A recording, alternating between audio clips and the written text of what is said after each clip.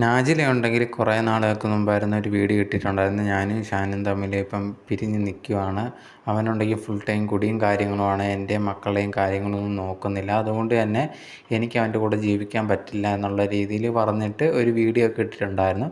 അതിനുശേഷം ഷാൻ ഉണ്ടെങ്കിൽ ലൈവ് കുടിച്ചിട്ടൊക്കെ വന്നിട്ട് ഒരു വീഡിയോ ഒക്കെ ഇടുകയൊക്കെ ചെയ്തിട്ടുണ്ടായിരുന്നു. ആ സമയത്ത് ഷാൻ പറഞ്ഞൊരു കാര്യം എന്ന് പറഞ്ഞാൽ അവന് ഒരു തെറ്റും കാര്യങ്ങളും ഒന്നും ചെയ്തിട്ടില്ല. ഇതെല്ലാം ഉണ്ടെങ്കിൽ നാജില ചുമ്മാതെ പറയുന്നതാണ്. നാജിലയുടെ ഉമ്മയെ ഒക്കെ കിട്ടിയ സമയത്ത് ഇപ്പം തന്നെയൊന്നും വേണ്ട, എന്തായാലും തന്നെ ഉപേക്ഷിച്ചിട്ട് വേറെ ഒരു കല്യാണം കഴിക്കാമെന്നുള്ള രീതിയിലൊന്നും നാജില വിചാരിക്കേണ്ട എന്നുള്ള രീതിയിൽ എനിക്ക് എൻ്റെ മക്കളെ വേണം എന്നുള്ള രീതിയിലും പറഞ്ഞിട്ടുണ്ടായിരുന്നു.